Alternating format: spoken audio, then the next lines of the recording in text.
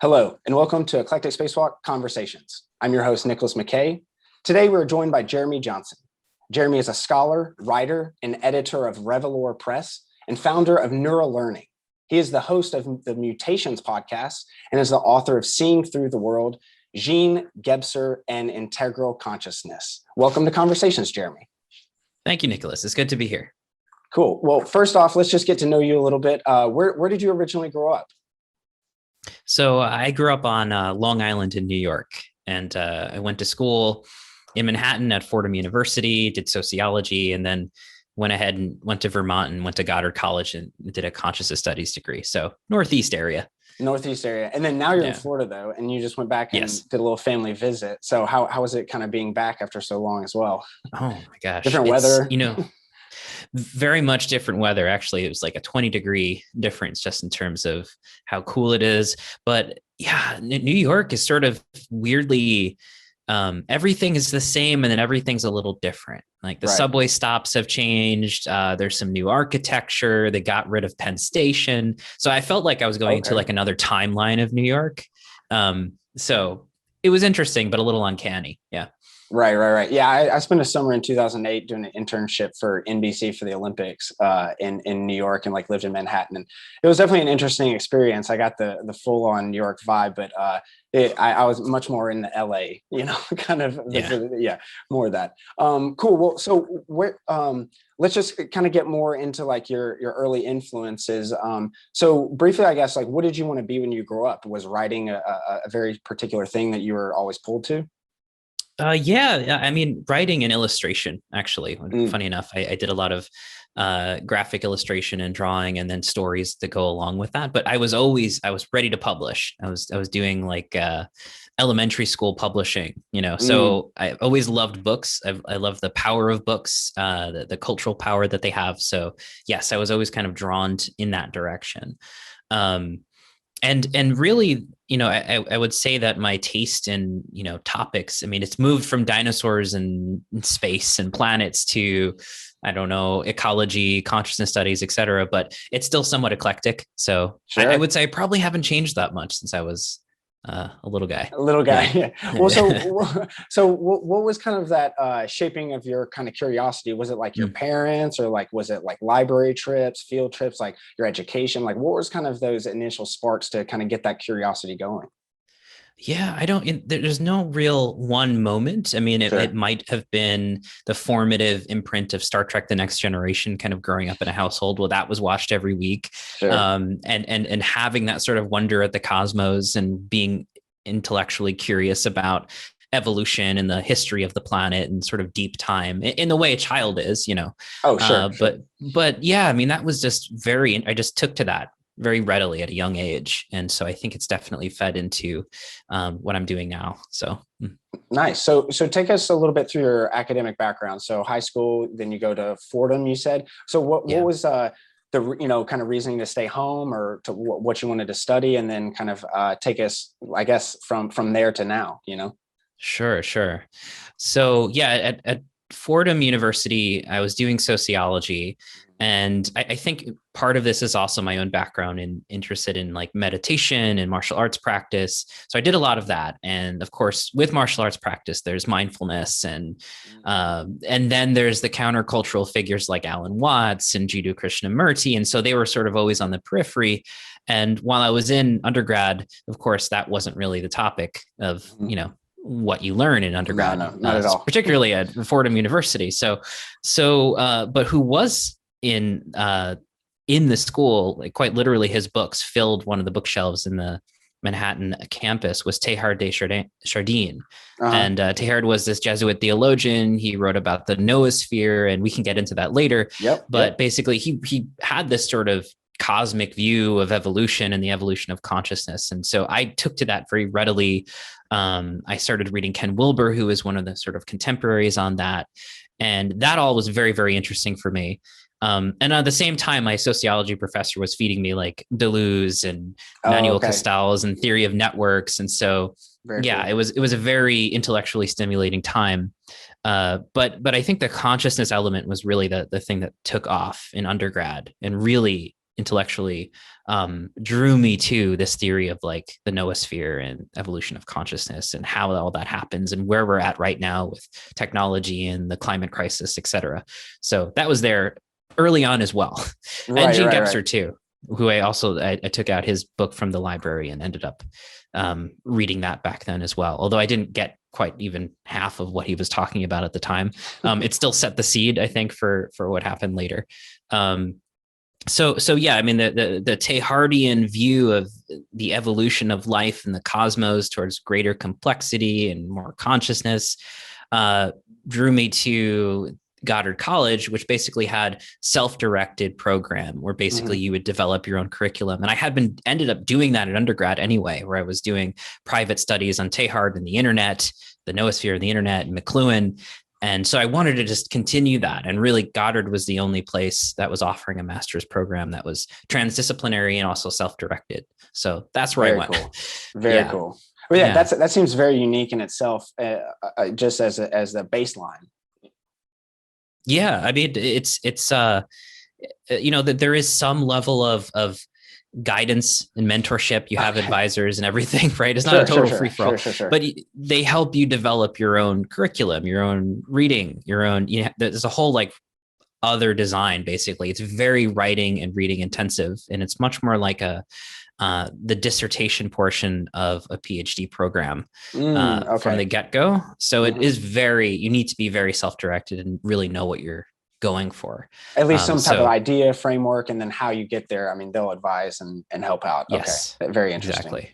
So one of the things that kind of came up when you were just talking about that is were those kind of thinkers back in the day, were they very esoteric, very new age, very, because it seems like now they're at least more in the public consciousness, more in the public zeitgeist, and maybe that's the helpful of Twitter and very niche kind of things getting the word out. But like, how has that been, in the say last 10, or so years from when you started getting into it, and then now their influence is a little bit more? I mean, I would say that you're part of the help for that, for popularizing a book and stuff. And now, as you said, keeping going on with the Ken Wilber work. So I guess just talk about that kind of change of influence, because it seemed like they were very new agey or very specific high level thinking. And then now it seems like, well, everyone's kind of come up a little bit, or at least on my perspective. So I think what was interesting was my undergrad advisor in sociology actually had the collected works of Ken Wilber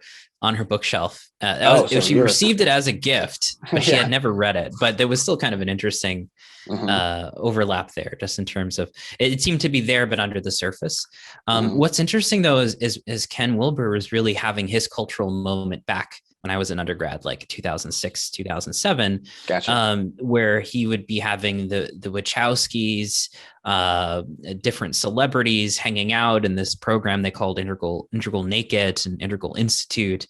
So that was sort of a buzz at the time. It was definitely countercultural or a subcultural thing, but that was still going on. But I would say, when it comes to integral theory, it certainly has evolved since then and moved away from Wilber and more into the next generation of academics that are kind of making it their own and doing integral theory in their own programs and applying it to their own fields. So that's really sort of exploded since 2007, 2008 in a quiet way in academia.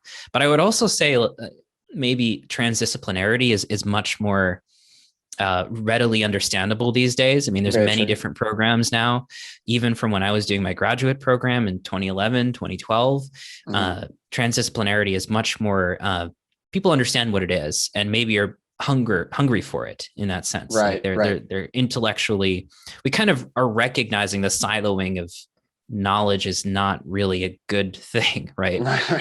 And some of the best thinkers, we both have an interest in Latour's work, for instance, Bruno Latour, and many others tend to be transdisciplinary. I mean, they're bringing different fields together in order to make sense of what's going on. And that, I think, is definitely blowing up today. I mean, there's a whole, you're part of this too, with podcasting and intellectual communities online and self-directed learning communities online that are kind of part podcast, part school. That's everywhere now. So I think things have definitely changed. That's very interesting you say that, because it's not now just even exploding from that. Like you just said, like podcasts were, a thing maybe 5 years ago, and then now it's courses, and then now, what's after courses and stuff and stuff. And so it's very interesting to see the progression, but even very specific thinkers, very niche thinkers like these getting a kind of their day out in the sun. So very cool. Well, I guess one thing I would ask you then that kind of goes with this is, you described in your book catalytic reading. I kind of really liked this. So the key, I think, is a reading that provokes a move from an observer of distant mental categories to participate in lived reality. So very interesting description you have of that. Or like, what kind of I guess let's just riff on that a little bit, and what you think of catalytic reading. And then, is there any books now, like currently, because obviously I'm assuming we're about to talk about some of the ones in your previous thing, but what are some of the ones that are kind of catching you now? Sure. Yeah.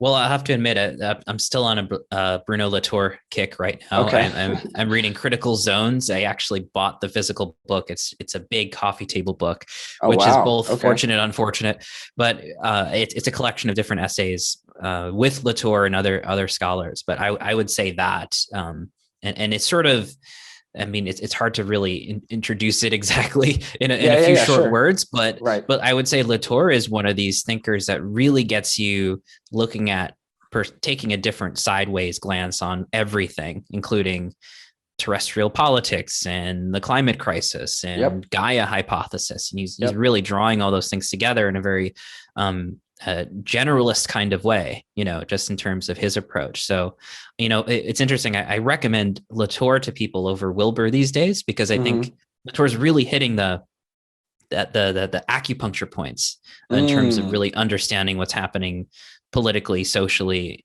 ontologically with the climate crisis. And again, we can unpack all that. So I would say Latour for sure right now.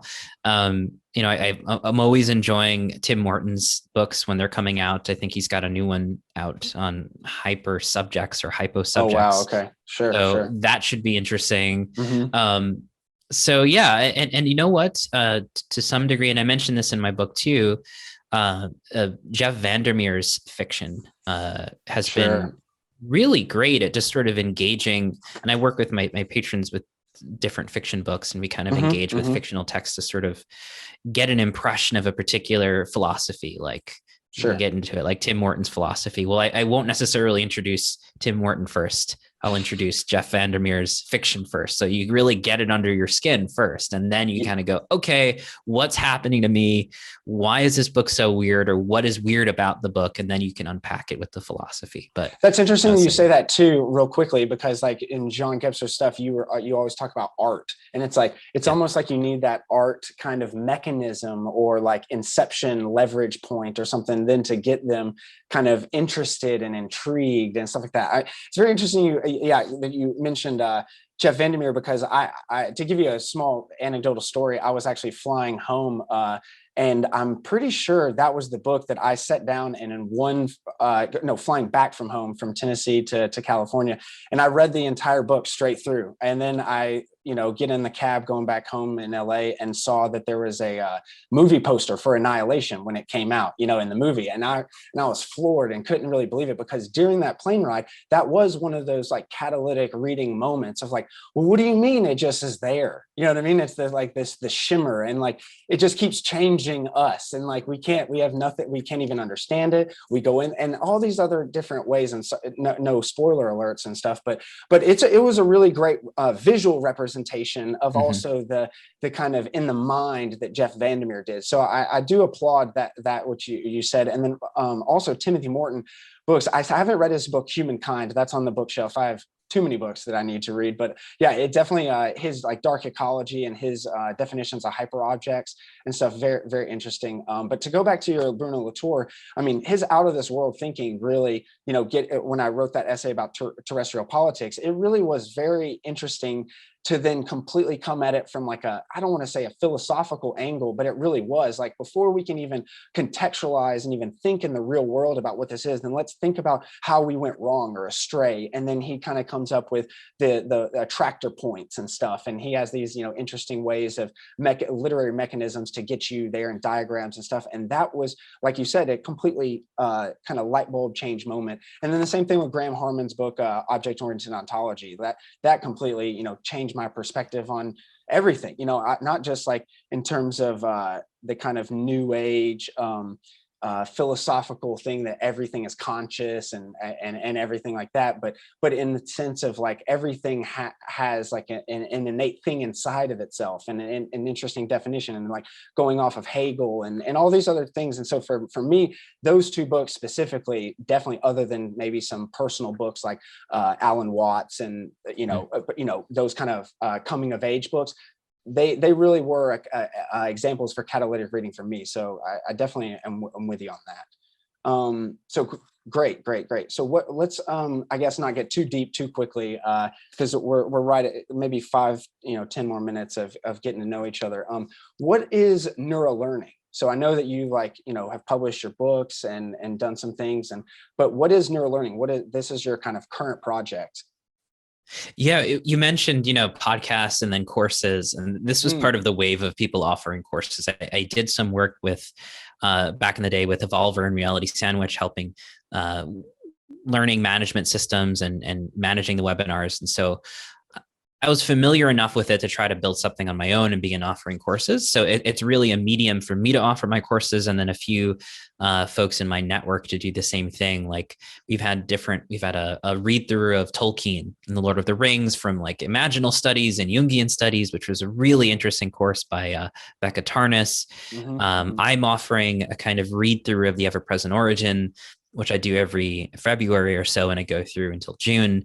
And then we're also doing right now with J.F. Martel, a kind of, it's called Art and Contemplation. And it's essentially a sort of extended seminar series with J.F. Martel, exploring art, contemplative practice, artistic practices, and sort of synthesizing what he calls his theory of the aesthetic universe. So I would say a lot of the coursework is very literary. It's a good medium to kind of confront a difficult text or a difficult set of texts, and tend to be very fiction friendly. So we've been reading a lot of poetry and short stories with JF, with Gebser. Even though it's a philosophical text we're going through, the Ever-Present Origin, there's still so much multimedia and art and music. As you mentioned, it's a very living text when it comes to aesthetics and art. So a lot of that plays in. So yeah, I mean, it's just been an interesting experiment in creating an online learning environment, and taking the courses that I would have loved to have taken, in graduate school or undergrad. I don't know what level they're quite at, but yeah, they're basically textual and literary deep dives with a couple of friends. I mean, that's really what it comes down to. But I've really been enjoying it so far. Yeah, that's what I was going to say. Ask you is like how much has that been a cool kind of opportunity, I guess. We'll get into the Anthropocene and stuff like that, but like at least with this multimedia environment, there is a saying, I think the late great Aaron Swartz, the founder of Reddit, it's like, everyone has a voice, which is great, but then now not everyone gets heard because of algorithms and stuff like that. But at least now it seems like if you want to get after it, I mean, you can at least try, and 10 years ago, 15 years ago, 20 years, that wasn't even possible. And then now, like you were mentioning, multimedia, it's not just podcasting, like there's video essays now, courses. And then even what I really enjoy, I think what's going to be kind of the next best thing is a mix of both. You kind of get into like a course and stuff, and then maybe at the end you kind of meet up, and then have this kind of not party, but sort of party of like getting to know each other in the physical, in real life. I think there's a yearning to do some of that, even though this is a great opportunity to kind of test ideas and hypotheses, just try and talk about things, see what type of truths you can trip over, things like that. So very, very cool. And then I guess what is I guess one thing that I guess key learning you've learned from Nura Learning since you started, because I'm assuming you guys have gone through many dead ends and other things of kind of growth. So I guess just what's one key learning of going through that process? For me, I think it was really learning that folks want to learn with me, and not to try to frame it as like general consciousness exploration. Like really, like what are the courses that I want to learn? What am I passionate about? Trust myself as a curator of the content, particularly if I'm getting good feedback on the courses. So it's actually been a kind of ignore the markety stuff and go with actually why people come to Mutations podcast and read my book, et cetera. They want those kind of courses. So it's taken me a while to kind of course correct with that and move more in that direction. Just trusting what I'm curating and the folks that I want on, like who's the dream team, Right. And then get as weird as you want. Get as weird as you want. Yeah, exactly. You know what I mean? Like, yeah. No, that's good. That's good. I like that because again, like there can be a lot of influence to kind of get those clicks and get those kind of, big people and stuff. But honestly, this is what I love, just conversations with interesting people. And again, this is the first time we've kind of had a conversation, and we met, through Twitter, a year and a half ago or so. So it's like, it's been a long road already. And then it seems like we know each other, but this is the first time we were actually, discussing and talking. So very cool opportunity all around though. So definitely. So let's keep a little bit into kind of your realm. So can you, tell me about Revelore Press and like publishing, your own book and then also editing another, because and then kind of the difference between that was something I really wanted to talk to you about. My next essay after the consciousness is I'm going to try and do like a orbital perspective kind of overview effect redo, and then add in becoming Gaia as one of the kind of source material books and stuff. So as soon as I saw that, I was like, oh man, I got to get that, so but then I saw you edited it and I was like, wait a second, this is very small world of everything. So just wanted to kind of talk about that, like Revelore Press and kind of maybe what's different about, them. And then I think people can kind of almost get that by now, but then also the difference between you writing your own book, doing your own research, and then switching and putting on a different cap of editing someone else's book. Oh yeah.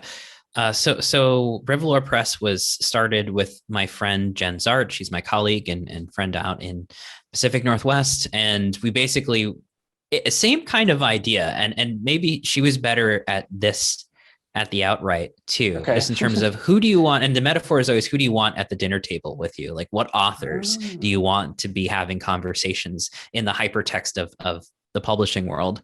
Like who do you want there?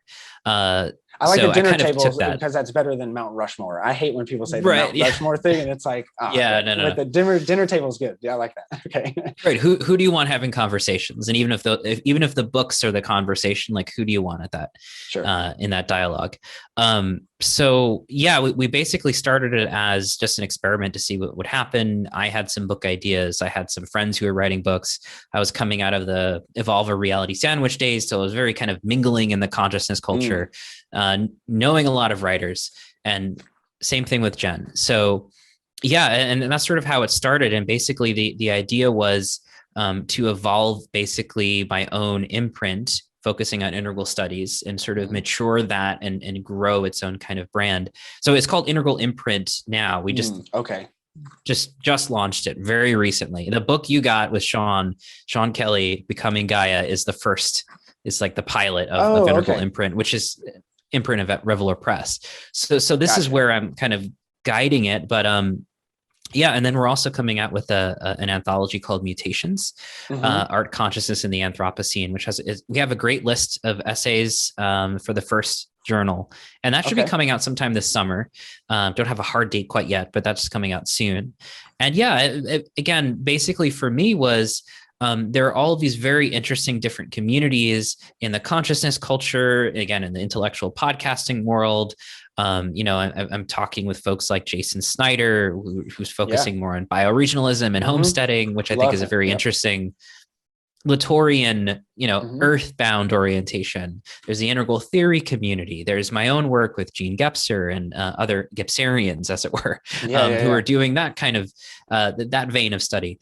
And so what I'm doing again is like, I would like to see these different communities cross-talking with each other, because I think we can get a more coherent picture of what's going on right now in culture and consciousness, and the meta crisis, as it's called in our circles, between, you know, climate, economics, politics, etc. So get those people together, get them talking with each other, and see what emerges. And it was very natural. Like, immediately, there's a number of books within that network I've already kind of mentioned that'll be coming out in the next few years. So it's been really great to kind of see this, and it's still kind of rhizomatic. It's underneath the surface. It's mycelial, but you'll see an offering coming up. You'll see it start to kind of emerge. And my own next book too, and we could talk about that later. But that's also coming out through Integral Imprint and Revelore Press. So I've loved it. I mean, you asked about switching the hat. I think I mentioned this before we started recording, but the book writing process is, I think, as many authors say, just sort of like a hand-wringing, very embodied process of needing to take a lot of walks and like figure out chapters and find the right words. It's a very labor-intensive process. Editing is so much easier, I have to say. We're like, okay, well, let's tighten this up. I mean, it's just, it's very straightforward in terms of, but I enjoy it, especially if it's a work that I care about and I want to see in the world. And so there's a feeling of stewardship, I think, with the imprint. That's a good word. Yep. Yeah, that's what comes to mind for me. It feels the most accurate, especially with Sean's book. I just felt like, you know, we had an earlier version. Basically, one of the later chapters of Becoming Gaia went out as an e-single, like PDF download, and we had a lot of great feedback. And it just I could see the book, you know, and Sean could see the book as well. And so it just sort of came together. One day he just started sending me chapters, and I was like, this is great. Let's make this, you know, we didn't name it at that time, but that's what became Becoming Gaia.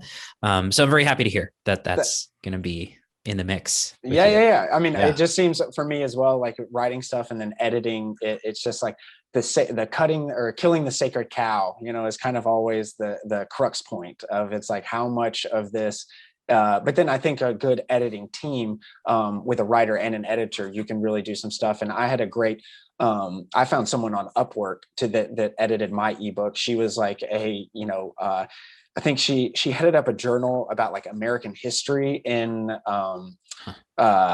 Indiana. So it was like she did some other, you know, work. And so I just sent her all my essays that I, you know, wrote myself, and she edited them down, and it really cleaned up a lot of the thoughts and stuff. And then again, going through that process of not just self-publishing, but then going through editing and stuff, it really started honing in on what she was editing, you know, and then it's like, then my writing started getting better on my further essays. And so just this continual process of continual renewal, you know, and continual to just write. And then the phoenix will rise from the ashes every time, you know, you get done with an interesting essay or topic or something. I have to say, a good editor, I'm not saying I'm always a good editor, but the good editors for me are the ones that feel like a writing coach. You know, they're really drawing out what's good in your writing, and they want you to do more of it, or to, you know, kill the darlings, as it were, and tone it down a little bit. But they very often it's a cutting away, you know, like, hey, these words stand on their own. You know, you don't need to add an extra paragraph, really, like no, just make that statement. So there's like there's a great refinement, as you're saying, you know, a process of renewal, refinement, clarity, self-expression. So yeah, great editors they'll put you through the gauntlet, but you will definitely improve as a writer. So and then I got to ask you a personal writing question then, because as a writer, then as soon as you hit publish, like send email, you know, to your publisher, and you're done, like, that's an interesting feeling. Like that's a high that not a lot of people can experience. And for me, it was that, but then as well, you know, an hour later, a day later, it's like, I hate it, or I could have done this, or I should have done that. And then it's just like, it becomes this whole thing. But then if you did the work and you really like tried, I came to a realization very quickly, a lot quicker than I thought I was, that like, no, you put it out there, and it was what it was. It's a work of art. It's a work of like the time, and then move on. You know what I mean? Like you gotta move on, next chapter. And then I kept thinking to myself, it was like, I kept reminding to myself, like, hey, you did this, like thinking or tripping over the truth, volume 1. that implies there's more volume. So just like relax. Like there's like literally more things to come. So just chill. Like the 10 are done, worry about the next one. So Yeah. I don't know if you as a writer have felt that difference as well. Like as soon as you set press, it's a high, but then also that, imposter syndrome creeps in at like any creative person, Yeah. It's both. And it's really like when, for me, what just getting the received polished book or essay or whatever, and just seeing it like, yeah, this is great. But then there's that little voice that's like, this is no good. Like I could have rephrased this. Why would I print that? Like, So, but I think part of that is also you're too close to really see it at that point. You really, when you say a word over and over and over again, or just like you're just obsessing over a particular thing, and you kind of lose perspective. You need to see it fresh, and I think time helps that. So I've been a little. I mean, I've been easier on my earlier writing, looking back on it with enough time. And so much like it's really good too, just seeing old essays or seeing even my book, Seeing Through the World, because that was like back in 2019. Right. Like, yes, there's different things. Maybe I would have written it a little bit differently at this point, but it's almost like it has its own voice now. Like I don't remember like the minutia of like wringing my hands over a particular paragraph and just like, I've forgotten that enough that like, okay, it's not so bad. I'm proud of that little book, So, and you don't have kids, time helps, because I've heard that's kind of like what it is it's like almost like you have a kid and then you like almost like send them away, you know what I mean? Or something. It's like, you got to just like let them go out into the world and experience it. And it's like that the book is its life of its own. It's not yours. And you just got to kind of live with it, Yes. And that's kind of the weird thing too. I don't know if you get that too, but just like folks who come around and say, hey, I read your essay in this journal or whatever. And like people will find it in their own way. And it's just kind of interesting to see. That's the other imposter syndrome. It's like people are reading my words and coming back and like sending me a note about it because they have their own story about how they came to it or how it helped them in some way. So that's been really interesting, just like getting that feedback. And again, imposter syndrome creeps up a little bit, but after a while, you're just like, you just try to be good about it. Be like, hey, that's great. Awesome. Glad you like the book. Reach out anytime, you know? Right. You get to that level of like, okay, well, that's awesome. It's almost like you just continue. Yeah. Cause I think I was like, what was it? Meta-modern was, I think that your side view essay, maybe that was the first time I kind of like saw you in a sense. And so maybe this is a good kind of time to transition into like, well, what is meta-modernism? What is this time we're kind of living in? And meta-modern, well, like that implies something that's not modernity or modernism. What is the difference? And then maybe this is a time to unpack that, riff a little bit about like our current time. What exactly is meta-modernism? And then also, we're living in the Anthropocene. So what is that as well? Yeah. So metamodernism, what's interesting is, and I think a lot of like Jonathan Rowson wrote a great essay that you may have shared on your Twitter feed or in the newsletters, talking about his introduction to the new Perspectiva book. Is an anthology on metamodernism.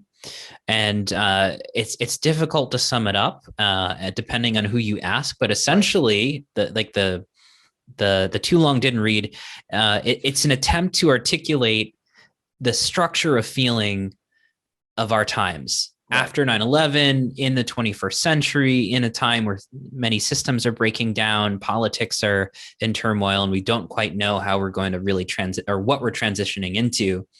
And so there's a kind of oscillation between sort of postmodern orientation in terms of deconstruction and irony and pastiche, and then kind of more modernist orientations around grand narratives and sincerity, et cetera. So it's that kind of oscillation between irony and sincerity might be one way to kind of sum it up quickly. But also this feeling of like being in between different cultural orientations and sort of not really having a place to settle, right? So we're not postmodern anymore. I wouldn't say, Frederick Jameson talks about that in his famous essay on, postmodernism and capitalism in the 1980s. The age of pastiche is over in some extent. It's still here, but it's not quite what we are anymore. And now you mentioned the Anthropocene. I think that directly relates to that.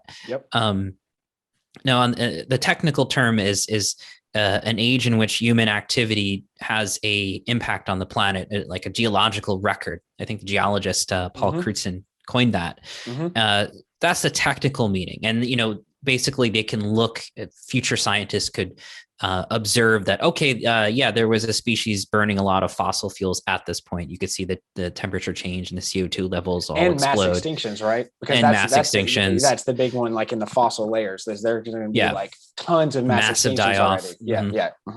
So, people have interpreted that in different ways, but basically we seem to be in a period of time where human activities are a geological force, or almost a force of nature. And so that relationship between nature and culture, or civilization, or the human and the non-human, is really kind of getting blurry. And some people are taking it in different directions. Some people say, well, let's lean into that and do mass geoengineering projects and solve the climate crisis that way. And then other people are saying, like Andreas Malm, who writes about the history of fossil fuels, he says, well, no, it's not really about human beings being these all-powerful geological forces. It's actually the resurgence of nature. So there's different readings on that, but that's part of what feeds into this meta-modern theme, right? That the arc of modernity and globalization and global capitalism, as we have known it, has sort of led us to this precipice, and we know that can't continue, but we don't really know how to imagine an alternative, right? So that's how I would define metamodernism, is this like kind of space in between, riding on the momentum of modernity and post-modernity, just in terms of, our cultural attitudes, and knowing that's all breaking down and not really being sure what comes, quote unquote, next, or what comes after. And depending on who you talk to, they have different theories, like Hansi Freinacht, who's not a real person, and he's an amalgamation of two people, coming out of sort of the Nordic metamodernism, as it were. He takes a much more integral theory, Ken Wilber approach, where he does have some ideas about where we're headed. And again, it's a very kind of developmental perspective on, well, societies evolve through these different stages. And so metamodernism is the next stage. And so he talks about, Hansi talks about, the ability to, again, oscillate between these different value orientations, modern, postmodern, and even traditional, just in terms of you go further back. So there's all that. All that. But I tend not to emphasize the stage-oriented theory, just because I find it more useful to speak to the structure of feeling of our times. And I think the structure of feeling is much more of an accessible point to begin to say, like, hey, doesn't it feel like everything's sort of breaking apart and blowing up, and there's all this complexity, and nobody seems to know what they're doing, and a little virus can shut down the world economy and disrupt our supply chains, et cetera, et cetera. Like, what are we doing all about all ship in the Suez Canal? Oh yeah. Just a little bit. Like, just a little. So obviously we're dealing with a degree of complexity. The themes of climate and the non-human world, as it's called, like nature, ecosystems, bioregions, are all becoming incredibly important, and culturally and economically and socially important. And that's what Bruno Latour talks about. So for me, metamodernism has to do with this turn towards Gaia, as Latour talks about, and everything that implies in our culture, like how that's going to have to rewrite everything.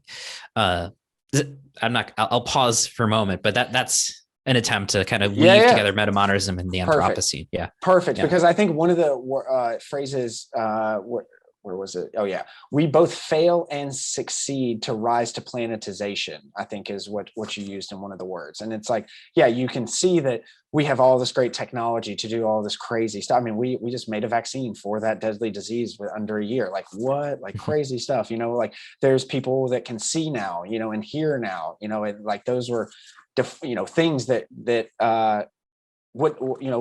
wasn't being able to fix for all of eternity, all of human history. And then now there's also a push though away from modernity and back to like the traditional sense and like, nationalism and stuff like that. But basically I really want to kind of unpack that a little bit of like fail and succeed, because it's more of like a paradox that I see it as like just a one word kind of answer. It's like, well, you have kind of both of them at the same time, but then it's like, well, like you said, what is coming next? And like, not only, I think someone said in a quote, it's like the future is not only weird, it's weirder than you can even imagine.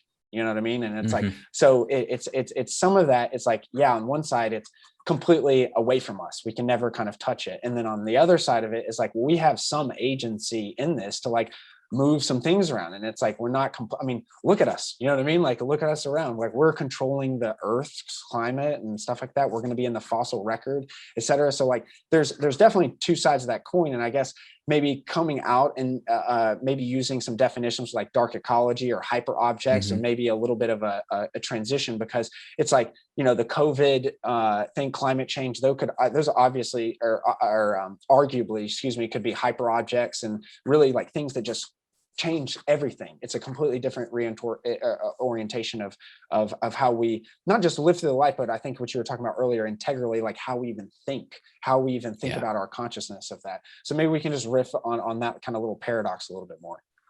Yeah. I find it to be really interesting, and it's not a resolvable in the sense that there's some kind of synthesis. It's actually, and again, this sort of extends the I'm using it broadly because the scholars for metamodernism were talking about the oscillation again between irony, sincerity, modern, and postmodern. And I think for this context, for us, we're really saying there's these other oscillations that are always going on, right? Like you mentioned hyperobjects. So to start with the climate crisis, Tim Morton talks about this in many of his books, particularly Hyperobjects, the book that I think kind of started 2013, I believe. Yeah, like where it started everything. Yeah. It's been around for a few years now. The idea of a hyperobject, it is this very complex, distributed thing, which is a thing or a force. It has a reality to it, even though you can't really like pinpoint exactly where it exists. It's distributed over space and time. So the climate crisis is a great example. You can imagine a kind of very complex collage of different events, little things from driving your car to the fossil fuel industry, to, you know, extracting resources for our computers, and you can kind of get this amalgamated image of all of these processes human beings are doing, large and small, in little ways like driving our cars every day, or big ways like what, again, the fossil fuel companies are doing, et cetera. The agro industry, another example of the kind of monocrop destruction of bioregions. You could just pile this on. That's a hyperobject. Right, it seems to be something distributed over space and time, something we're all kind of ensnared and entangled in. And that in turn, climate change is entangled in the biospheric processes of the planet. So Earth's homeostasis, how the Earth is able to regulate its temperature through the breathing of the planet, right? Storms, extreme weather, etc. Yeah. So it ends up getting into this very complex thing, and we can't say it's not a thing. It's a force. It's a reality. It has a reality to it, but it's not something that we can see like you can in a Renaissance painting, an object with perspective or put under a microscope. It's much more distributed and entangled. And so that's a hyperobject. Right. And so for us, I think that gets to be where the oscillation between, we can do all this great stuff now with technology and science and industry, and then also nature seems more powerful than ever, which is the two oscillations of the critique of the Anthropocene and then the kind of triumph of it. Like, well, let's lean into that and actually do some great, good things that help. I mean, Kim Stanley Robinson's recent book, Ministry for the Future, has examples like that. So what do we do? Where do we end up? Like, what end of the coin do we land on? It seems like it just keeps spinning, right? Right. And so I forget if this is exactly an answer to your question, but basically, that's how I understand hyperobjects, as a kind of assemblage or collage of all these different things distributed over space and time that nevertheless has a kind of efficacy or reality or force to it. Right. And the climate crisis is exactly that. And again, getting to one side or the other, do we lean all into mass engineering projects to save the planet? I mean, that might be on the table, or do we kind of go in the other end and say, okay, no, everything needs to localize and become bioregional? Wendell Berry small farm. Yeah, Wendell Berry it. Let's Wendell Berry it, dude.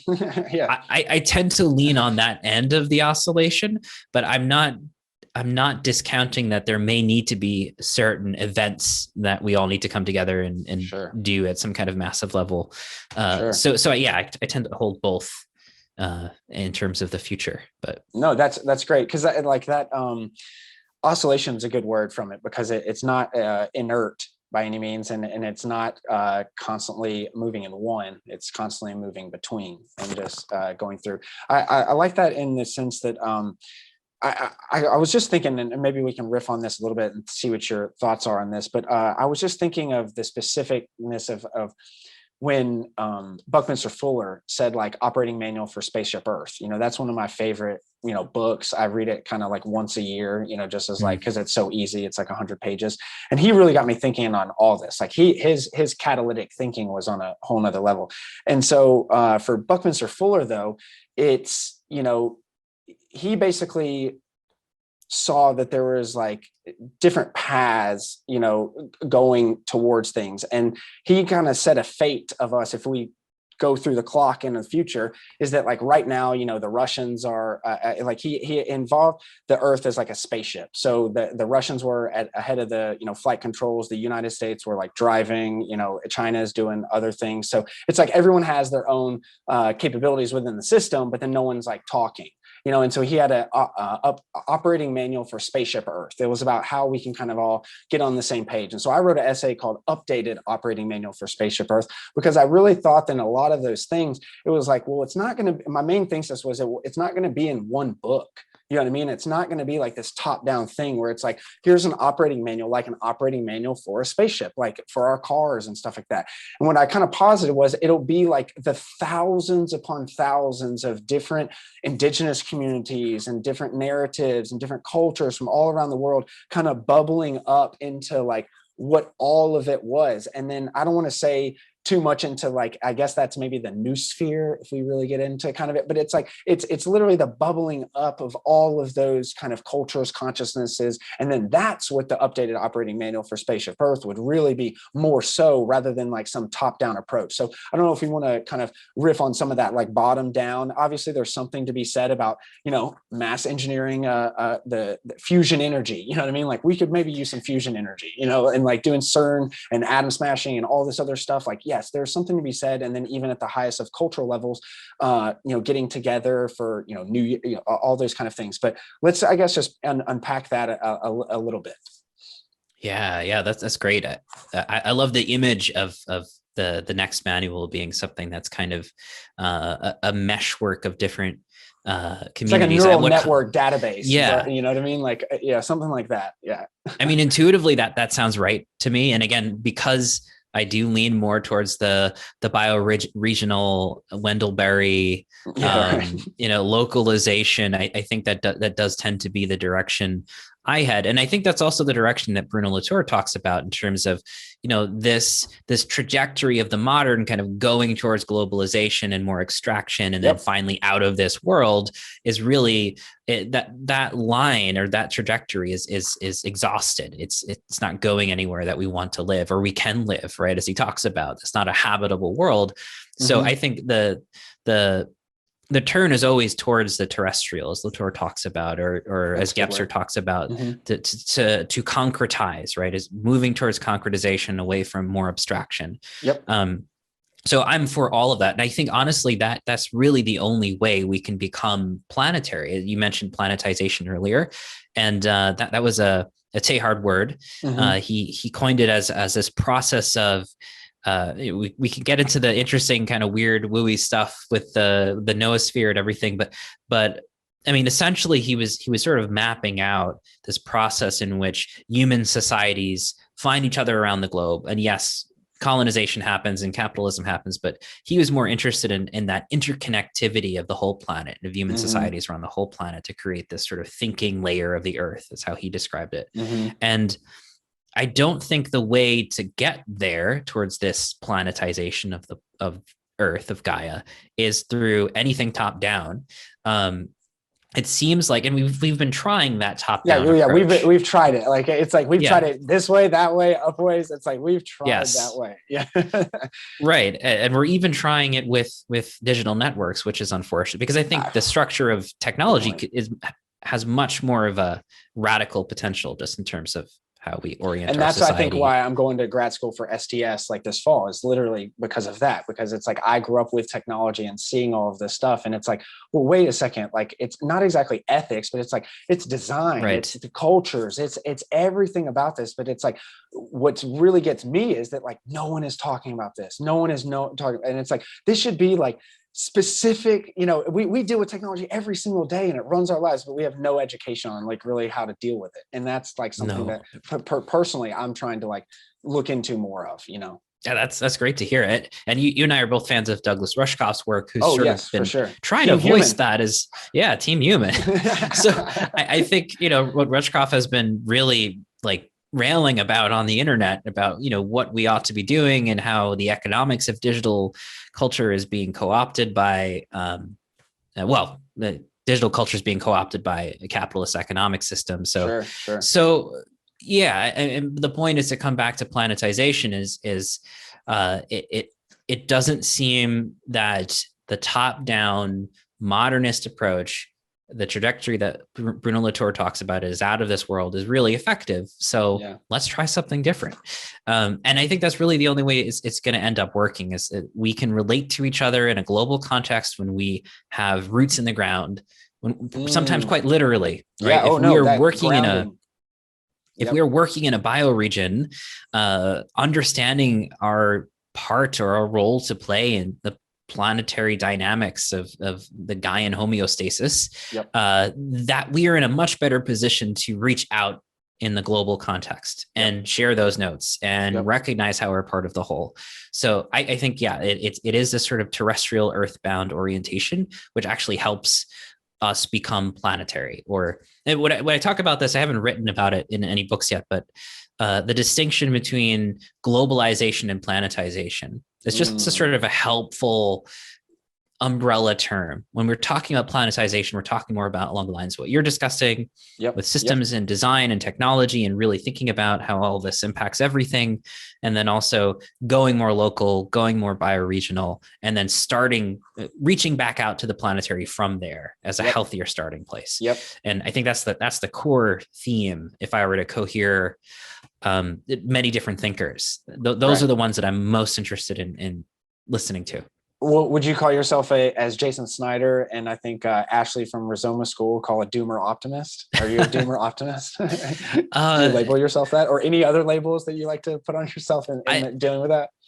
I've been playfully trying on Doomer Optimist recently, just because, and you've probably seen this in Sean Kelly's book, Becoming Gaia, which is mostly, it's a fantastic philosophical book about the ethics, the Gaian imperative, but then also it explores dealing with the reality if we were to take seriously the like researchers like Jem Bendell and the recent climate reports that have been coming out. Things are looking pretty bad in terms of the window of opportunity to do something collectively, and what is going to happen if we don't. And it seems like we're not really going to do enough in time to avoid some really difficult situations around the planet. And we're already seeing it this year as we're recording, right, with the heat wave in the Southwest and the Pacific Northwest. And one of the Doomer Optimist jokes going around right now is, we'll look on the bright side. At least this is the coolest summer you're going to have in the next few years.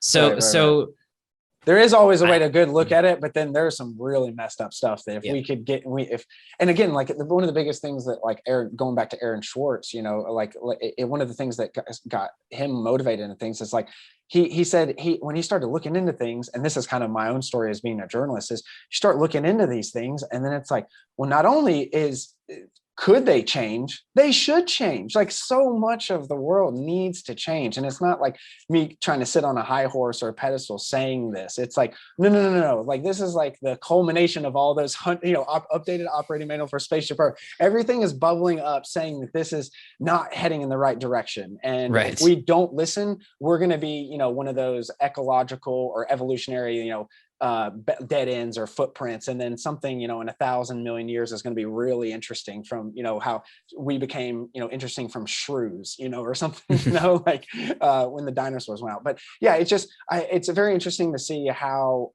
we have an interesting, unique outlook, but it's really based on your own priors. I think that me being a journalist, like I had really learned that, like, your own biases cloud your judgment. And like one of the things about, reading or writing my own, the book Tripping Over the Truth, is like, we all have our own cultural dynamics. Me growing up in the South is specific to growing up in the southern United States, or southeastern United States, and not the same, everywhere else.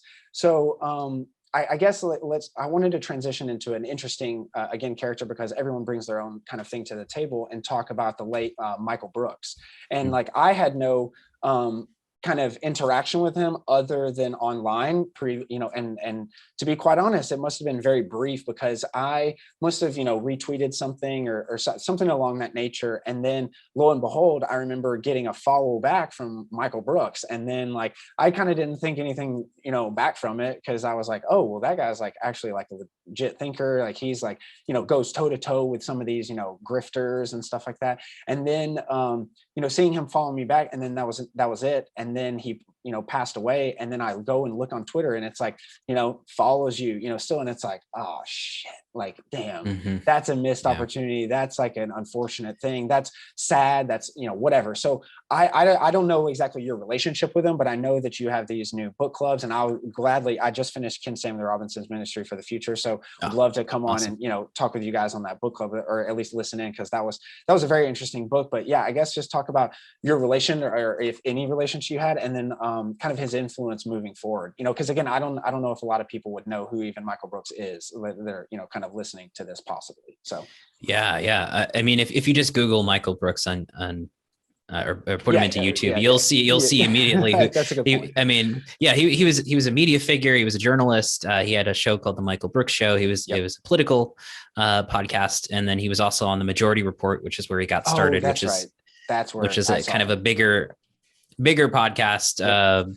I think they reached like 1 million YouTube subscribers, or they reached some milestone this year. So very cool. Yeah, he was kind of in the thick of the political discourse media, yep, right, as a commentator. And what I was interesting, so the point of connection between us was we were both Facebook friends years ago, apparently, because we were both part of the integral theory community, and that's how we actually connected. Yeah.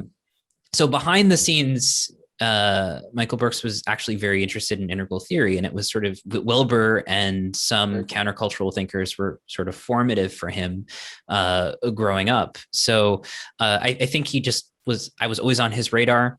And basically during the intellectual dark web explosion and Jordan Peterson, et cetera, back then, I think it was 2017 or so, he reached out basically going like, hey, we've always been on each other's radar. Do you want to come on and talk about integral theory to his show? Basically, they have like a little Patreon theory reading show.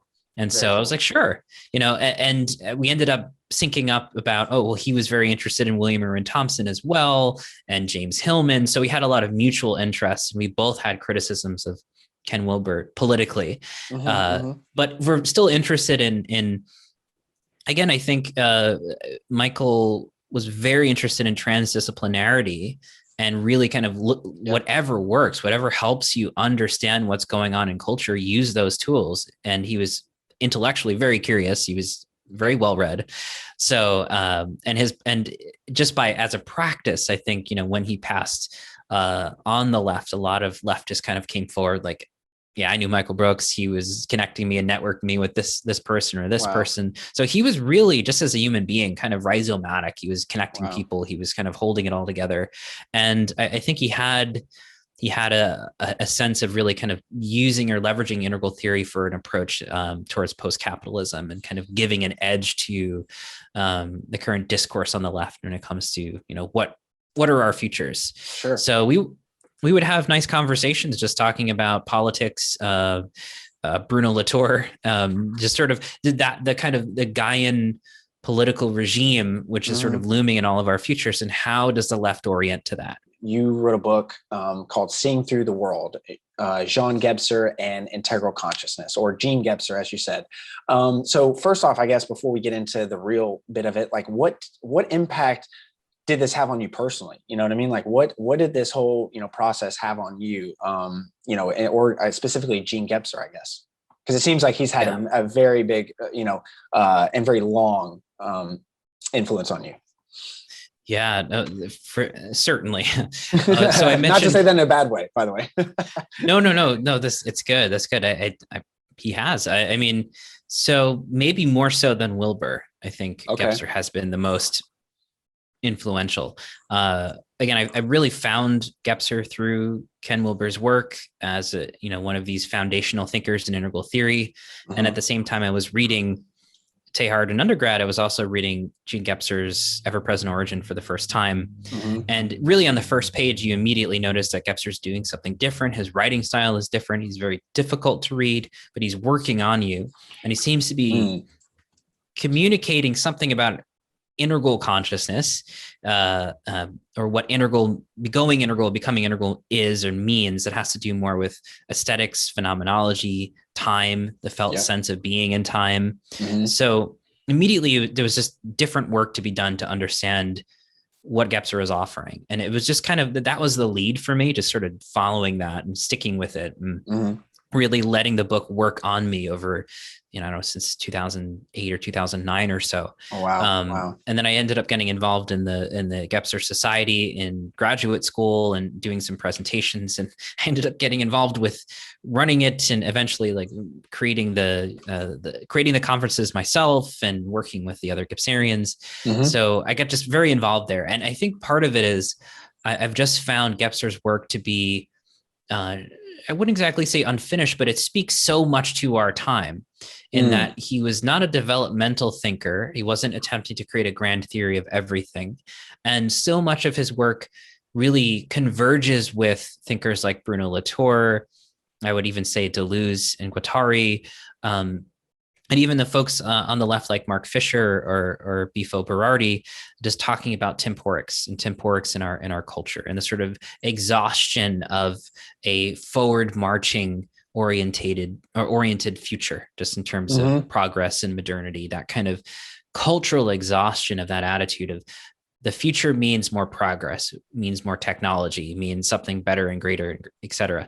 That cultural attitude seems to be exhausted. And Gebser was talking about that back in the 1940s, which I found to be interesting.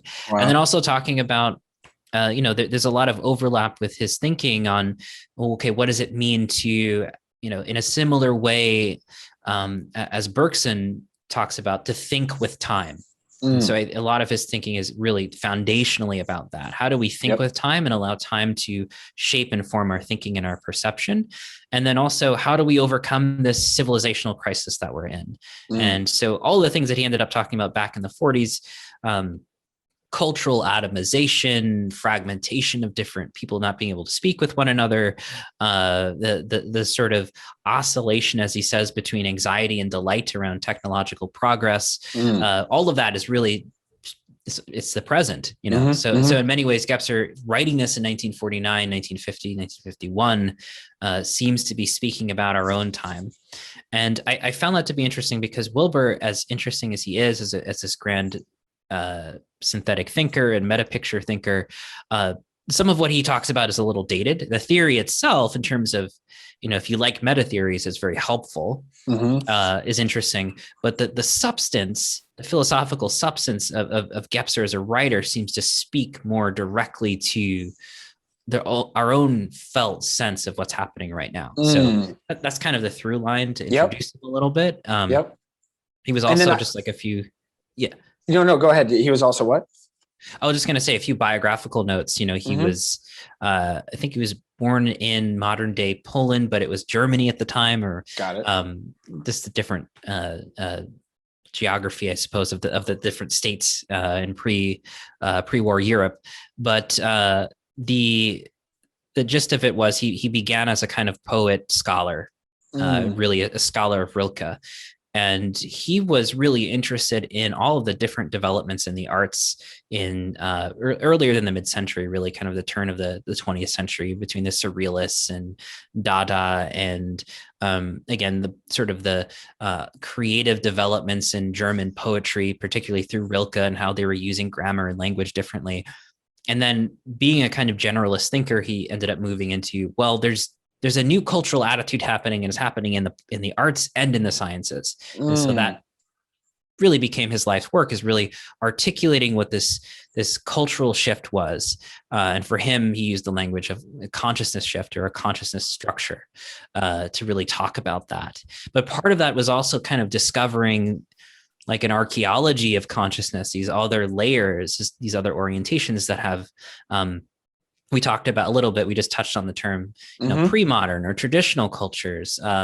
We could talk about indigenous cultures and their orientation with place-based thinking and temporics, et cetera. So Gebser sort of saw all of these other layers, and really his approach in terms of the ever-present origin is to kind of go, we're all of that. We're all of these different things. We're not just modern, in his words. We're not just in, he called it the perspectival world, sort of the structure of thinking since the Renaissance period, and really the kind of the arc of modernity. We're more than that. And actually that, as modernity in the perspectival world, is breaking down.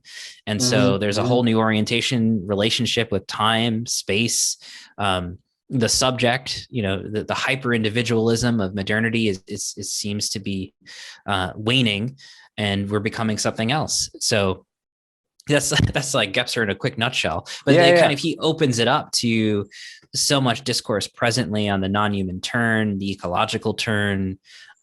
His discussion on perspectivity and objects kind of lends itself to object-oriented ontology. So that's where I'm at with Gebser at the moment, is there's so much he can be in dialogue with in terms of contemporary philosophy and maybe cultural studies. Great. And then I hope that now, into our audience, then they are now introduced to Jean Gebser. So then let's unpack it a little bit more.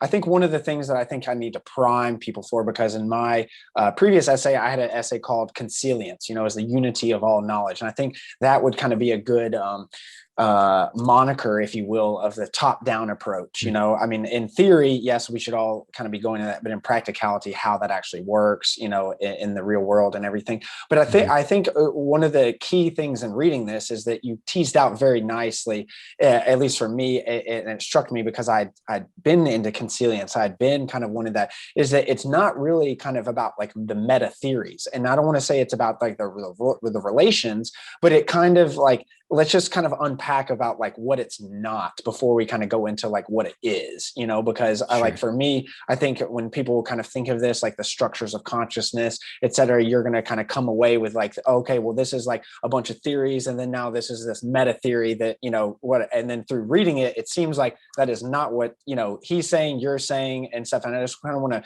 pack that out before we get into like really what it is. So let's just say like what it isn't, I guess. Yeah, it's not a theory of everything. It's not a synthesis. And what the way Gebser writes too, he really, especially in the latter half of a present origin, really unpacks that. He kind of takes you through a deconstructive process of everything it's not. And so it's not a grand theory, it's not a concept. For Gebser, this is more of can you embody the different, again, that archaeology of consciousness in Gebser's theory, it's more of a phenomenology of consciousness. There's all of these different time-space expressions, ways of being in the world. You could even say ontologies, right? Right. But we're a multiplicity of those, and we live those in day to day. And so for Gebser, as much as it is of great intellectual work, studying all this stuff, it really is, how do we participate and live these different structures in day-to-day life as a culture, and then also use that multiplicity to kind of understand that we're sort of locked into a very particular orientation and relationship with time and with space that is very forward-oriented, higher and higher stages. There's a line that I love from Tim Morton where he says, the history of modernity, I'm paraphrasing him, is anything you can do, I can do meta. I mean, is that sense of like, okay, well, there's a higher level here, and there's a higher, I can synthesize your synthesis. that's not what it is. Again, for Gebser, it's almost a you almost see that as a kind of intellectual hernia, right? Or inflation. And that this is a symptomatic of a particular structure of consciousness that we have been running on since, early modernity. And so the idea is actually to kind of de-inflate that, get back down to earth, use the Latour language, to concretize in Gebser's language, and get familiar again in a felt embodied sense with these different lived ontologies that are part of us still. And because, part of his analysis of, let's say, fascism in Europe during between the two world wars was a study of how, having severed ourselves from place-based thinking, moved more into nationalism, there's a very unhealthy oscillation between total atomization and alienation from each other in the world, and then really unhealthy collectivization, right, through mass movements in Germany, et cetera. So he saw that as, underlying that is this crisis of consciousness, this particular structure of consciousness that's exhausted itself. So the theory is really an attempt to describe this whole unfolding history of consciousness as this dynamically living us, right? Right. So, I don't know if that does it justice exactly, but it's really meant to be lived. It's really meant to be explored in a lived way. That's a good way to put it. And then I think now, before we kind of dissect each kind of thing and how exactly the theory kind of comes out, or what integral consciousness is, I think setting the stage for a little of what he was just about. Again, like just taking it, we set the stage where it wasn't. Now let's set the stage for what exactly he was kind of working on. And that's kind of this idea of cultural philosophy. And then I'll just kind of read from this, if bear with me for a moment, wherein he describes a, quote, as you said before, a phenomenology of becoming consciousness. And I will not try to pronounce that German word, through a careful study of texts and cultural artifacts. So basically a phenomenology of becoming consciousness through a careful study of texts and cultural artifacts. So he elucidates this becoming of consciousness as a series of unfolding time, space, ontologies, mutations, leaping forth at pivotal junctures, often civilizational crises of human history, radically restructuring itself in world, space, and time. So these ontologies spring forth of a primordial integral ontology, or as you said, or as he used, the Ursprung, creatively realized and manifested in human culture. So like that phenomenology is very distinct in it, that rather than, like you said, a prescriptive or developmental kind of, this is specifically what needs to happen. But then if you study each individual careful of text or cultural artifacts, then there maybe is a not a synthesis as you had, but something of note, something of interest, something of that. And then so another thing I'll just read really quickly, and then you can kind of riff on this, is cultural philosophy identifies key themes of the new mutation as they are made manifest in all cultural zones. So roughly they are A, time being taken into account as quality rather than dividing the quantity, B, the superseding of perspectival dualisms, and C, a rational modes of perceptions being introduced in all disciplines. So I know that you just kind of loosely kind of all talked about that, but then I guess now that's a very specific thing, is that time is very important.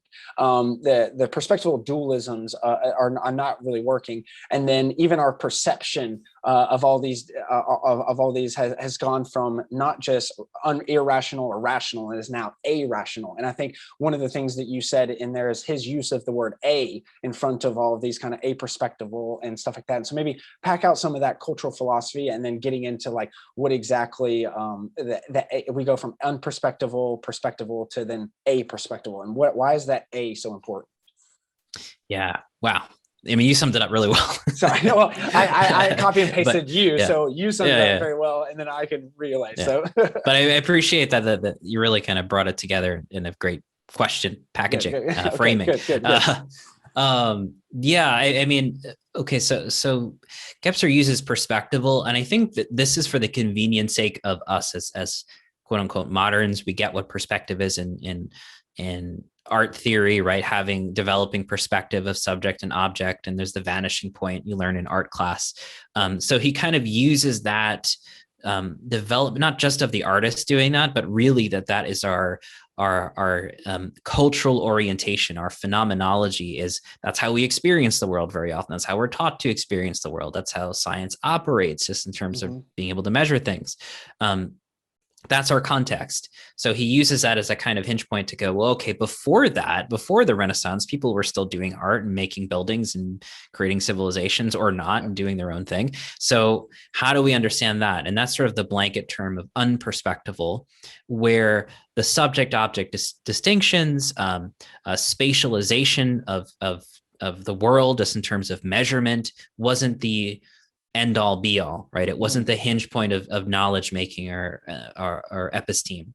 There are other modes. Maybe they were much more mythical oriented in terms of, ancient cosmologies, cyclical forms of time, archetypal realities. If you look at, scholars like Richard Tarnas talking about that, or James Hillman talking about, the reality of the psyche.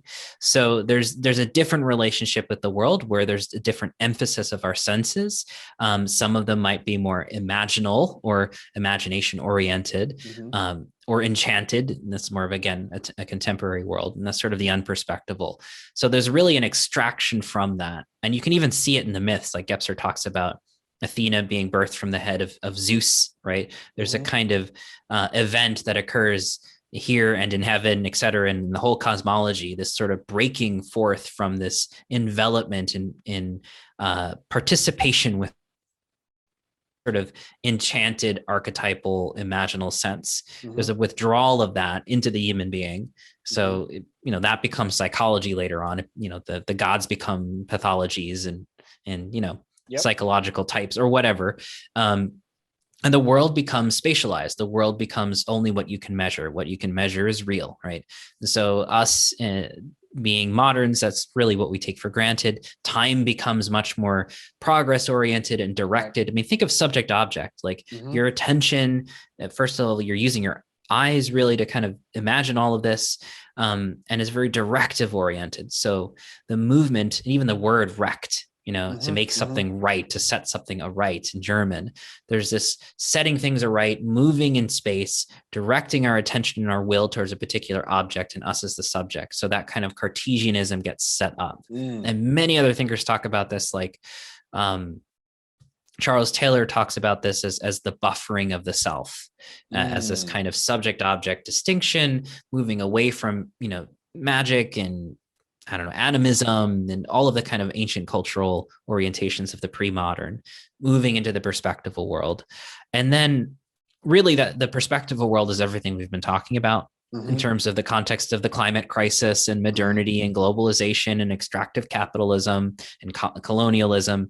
It's this outward expansion of the world using that subject-object distinction and using measurement and spatialization. And then eventually, Gebser says that culminates in this crisis of consciousness where everything is becoming atomized, and we seem to have lost control. We become fixated on this one particular orientation, this cultural attitude to the world. Latour, I bring him up because I was just listening to a good lecture. He was talking about his Critical Zones book. He says, it's a very odd thing that moderns do to see an object and then depict it in, with a three-dimensional looking image on flat paper, and imagine that particular object, that's what that is. It's not actually moving. Right. It's not dynamic. It's not interrelated with anything else. It really separates that object and sees it in a very fixed way. And he says, that's very strange. It's like the anthropology of the modern. It's kind of a unique orientation to have. Gebser's doing the same thing. And part of his work is really kind of going, isn't it odd how much we are fixated on perspective, subject-object dualities, and spatialization of the world? We didn't always do this. And in fact, to be human, there's all of these other cultural orientations, these different ontologies that are always kind of commingling with the present. And so really with the A perspective, well, you mentioned the A, the alpha privativum is the prefix that Gebser is using. And he's very careful with his language. He uses that to say, well, this is because we're not, with the A perspectival, we're not going to discount modernity and discount perspectivity and subject-object relationship. We're not necessarily building on it as a sort of foundation either. We want the freedom to be able to move into different cultural orientations in a kind of open, plastistic way. And so the A is kind of like freedom for and also freedom from any one cultural fixation.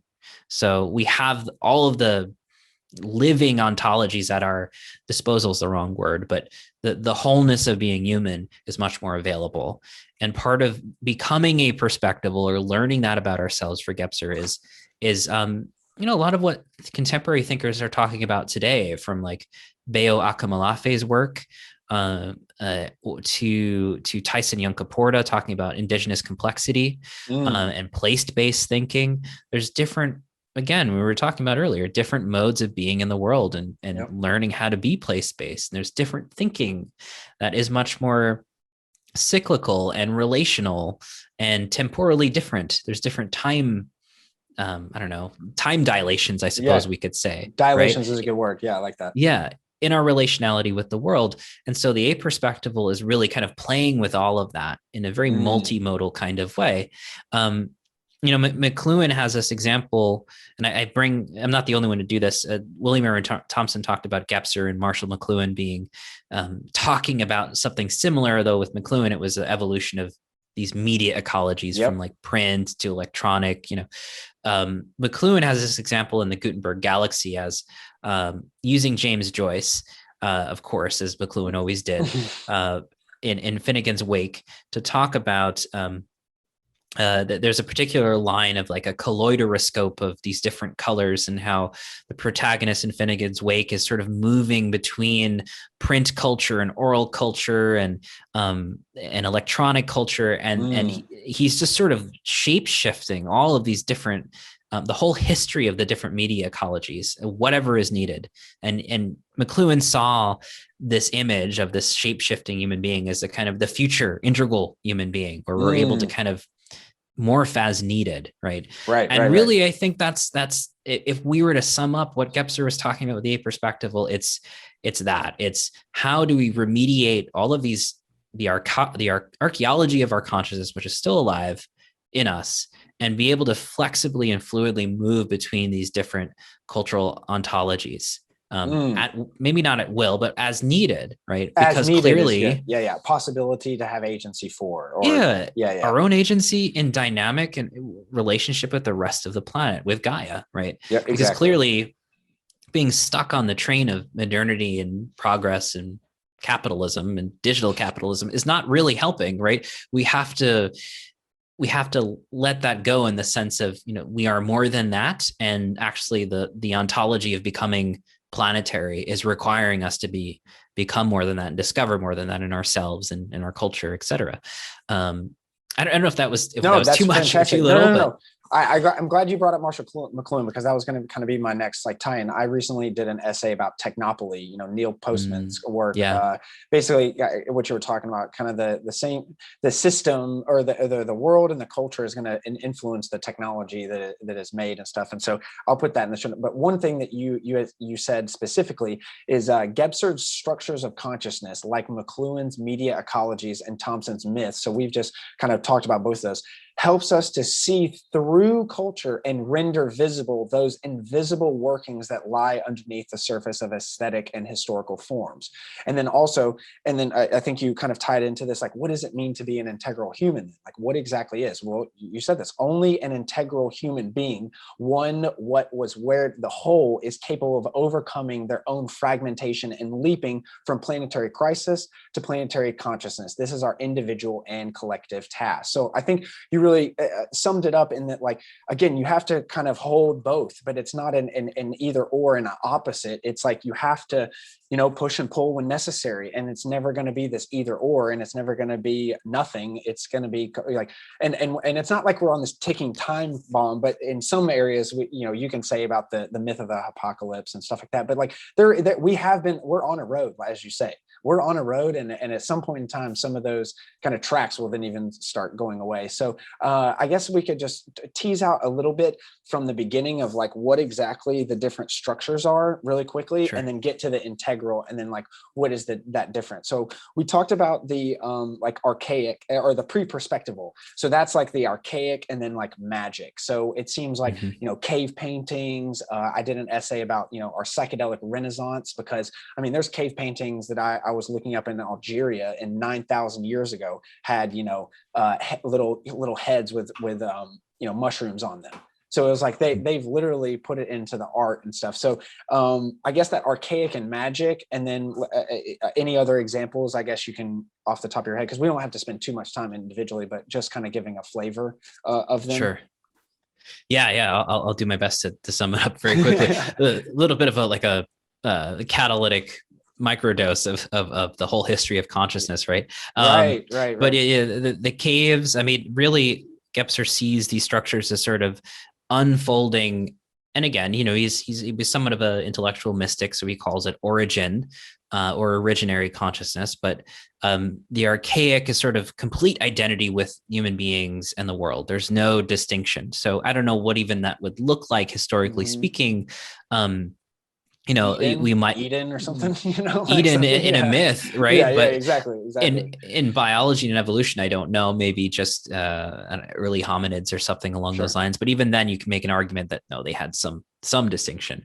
But yes, complete identification with the human being and the world.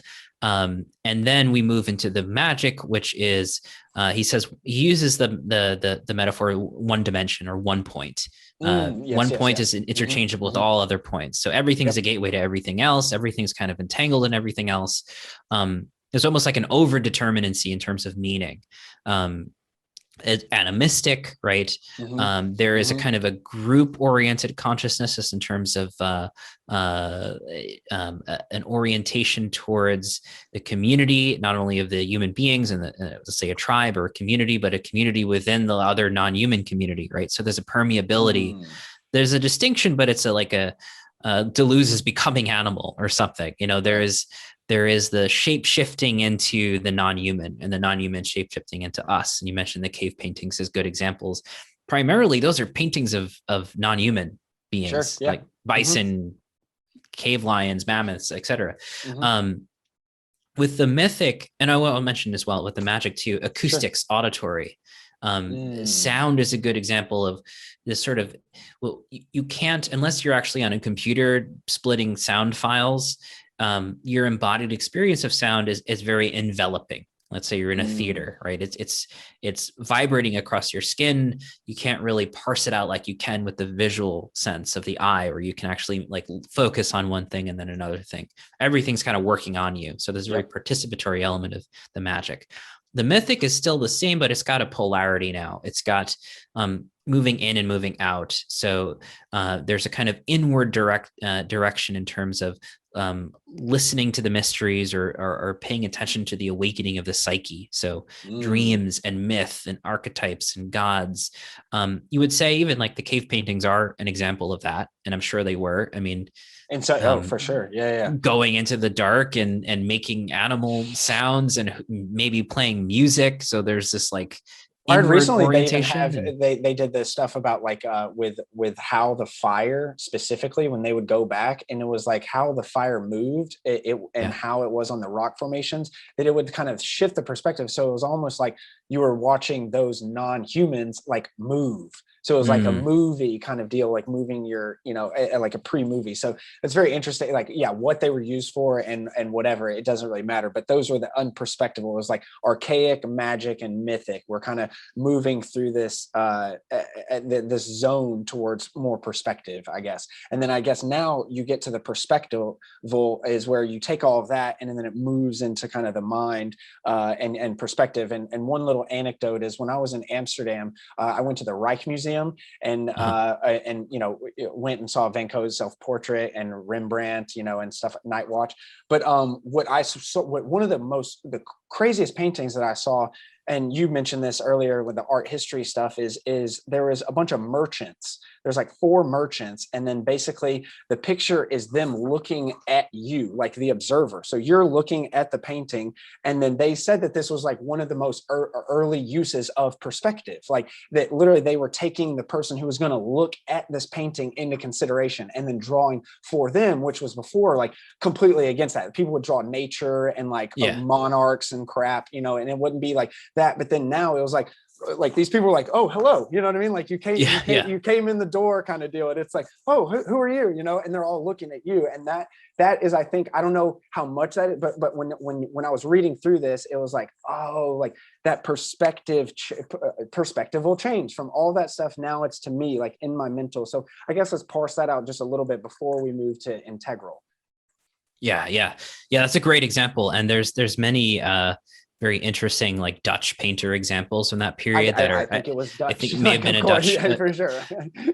that really were kind of interesting in painting everyday people, and there's a lot of like looking right at you, which is like kind of uncanny even for today. You know, I don't think all Renaissance paintings necessarily did that, but these are really strongly evidencing perspectival consciousnesses in terms of, but that's the mental structure. So Gebser's terminology might get confusing because we go from archaic, magic, mythic, and then mental. And the mental, it really is its own kind of defining epoch. And that's why he calls it the perspectival age, because he goes, you know, there's evidence of the mental consciousness in many early cultures and civilizations, just in terms of directive, subject, object, oppositional relationships. So a lot of literature around ancient battlefields and kind of masculine oriented patriarchal mythologies kind of had that subject object set up for them.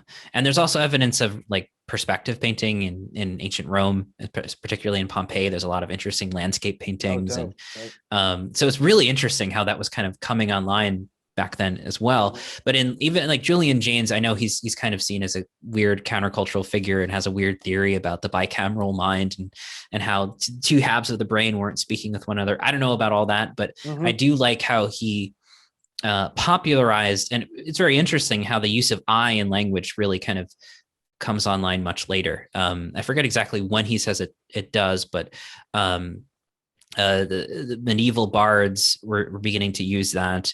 In Odysseus, if you go back to Greece, he doesn't say I am Odysseus. He says am Odysseus. So there's a kind of budding self-consciousness that's really what the mental is about. With the perspectival world, that is exactly what you're talking about, with really kind of, okay, let's kind of, it's almost like all of that stuff in the past, gods and enchantment and everything.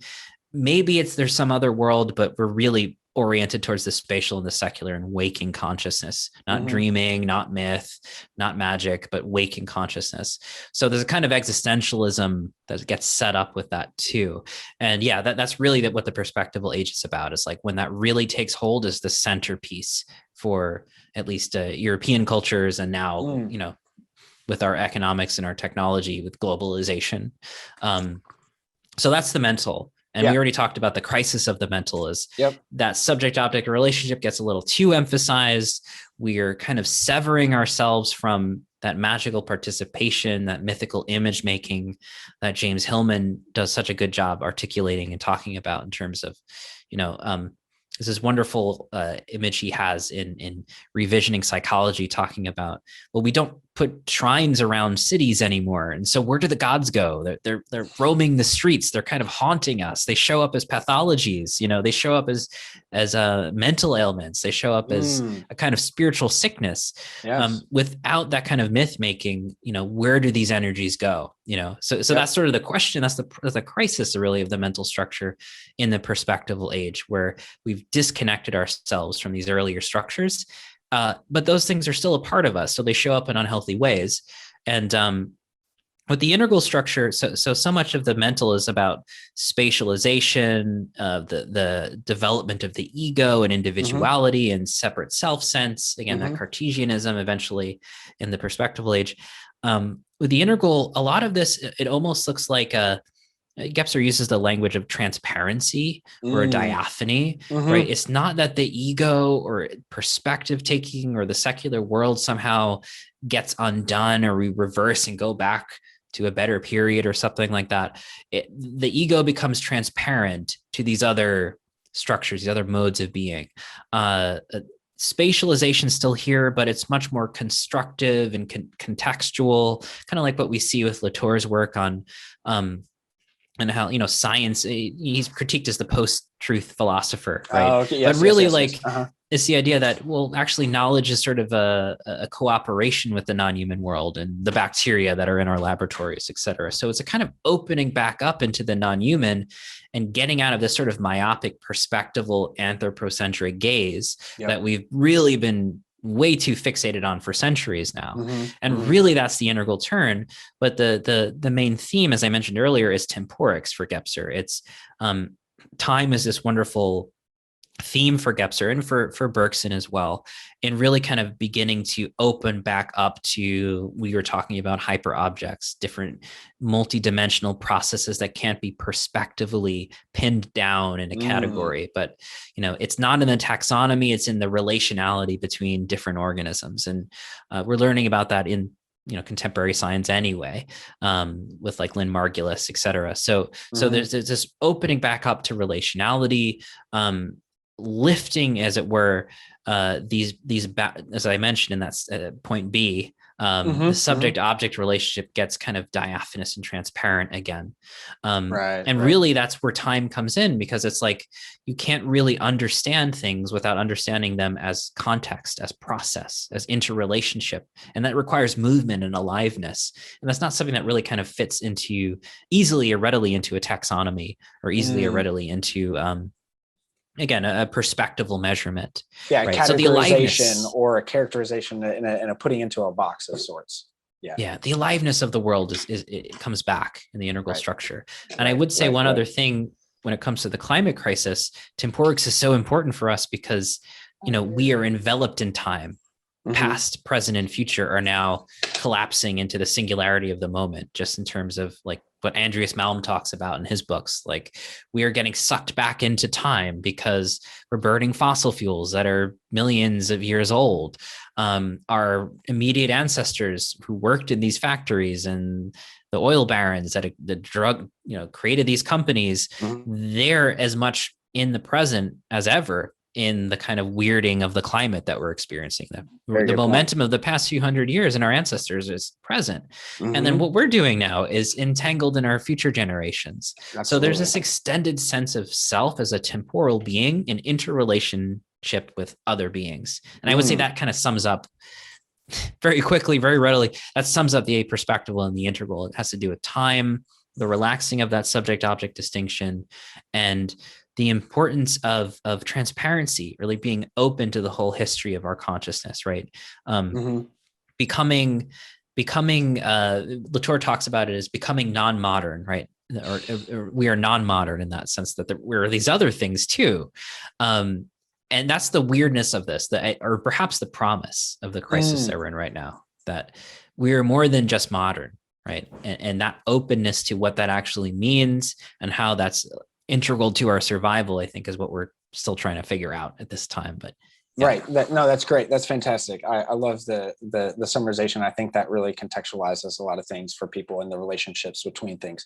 I guess my last question for this, before we move on to my last question, is where can we take it from here? Is it just, kind of getting the work out there more, popularizing it, kind of just, is it more, working with different media not media outlets, but more media structures of like podcasts and infographics and just kind of getting it out into the zeitgeist? But like, where does the integral consciousness kind of go from here? Yeah. I think you're doing it just in your work. Sure. The new publishing world is important. We mentioned earlier, like the homesteading movement and bioregionalism. Yep. A lot of these things a year or two ago, before the pandemic, they were still on the periphery. And I would say, yes, they're still peripheral, but as the crisis gets exacerbated, I think these kinds of topics of discussion are really going to be moving more and more to the center. Again, that Latourian sense of these different attractors. I think the aperspectival and the integral is part of that attractor. And so, yeah, putting our own media out there, creating our own catalyzing reads, creating community pedagogy around it, and making it accessible, I think is very important. And then also, we didn't even talk about the whole regenerative movement and everything, but like it's implicit in what we're talking about. Absolutely. The ecological turn. Absolutely. I think all of that's very important. Just bringing that all online, making that more accessible, creating prototypes for, how do we live in a way that is much more bioregional, much more commons oriented, just in terms of even extending the definition of the commons, like Andreas Weber does, to the non-human. How do we set up the prototypes for that?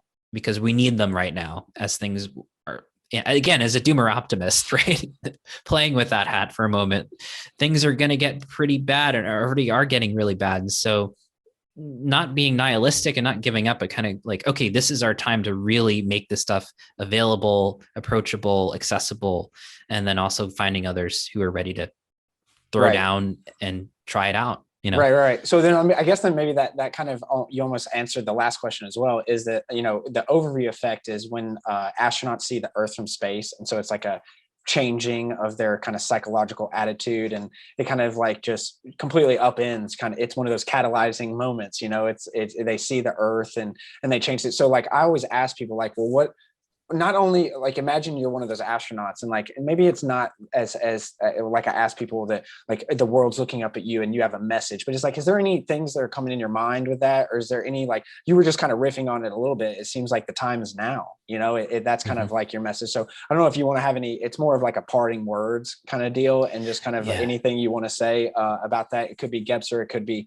anything else, but kind of just more, again, like something that like, hey, this is parting words of someone who's interested, who's getting out there and doing it just like everyone else can be and should be, and do your own way. But what is Jeremy Johnson's kind of message? I love that, the overview effect. We could probably nerd out about that at some point too. For sure. For sure. Yeah, I don't know. I think there's nothing that's too small. In fact, I think part of this is really understanding that the scope of it is immediate and local, and it may have to do with creating a little rewilding on your patio or your backyard. Start there, just start there. And it's not really about scale. It's about really learning how to become place-based again. And the overview effect, I think, lends itself to that, because you really see the immediate importance of any of these, watersheds and bioregions. It's absolutely how humans have lived before, and I think how we're going to have to learn how to live again. So nothing's too small. Cool. And the small is intimate with the macroscopic. We gotta oscillate between the tiny and then the big, the planetary and then the singular environment niche organism doing its part in relationship to the whole. And really, we have a felt sense of that. I guess that would be the second thing. This whole becoming planetary and complexity and all this stuff, the history of consciousness. I think it would not be true if it weren't already a felt sense that we can become planetary, that we do have this integrality of all of these different ontologies, and that we can live differently. It comes out from us, and it happens in relationship with others, but it's a felt sense. You don't have to master this at a PhD level, Right. You're already participating in it. I guess that would be my last line. You're already participating in it. And then again, I liked what you started out as, is that nothing's kind of too small. So, you can kind of do anything from your porch to, your driving habits to things like that. And obviously we still need to rein in the 100 companies that are responsible for 70% of global warming, but still like, we need to, like you said, have that relational kind of aspect to go back and forth. So love it.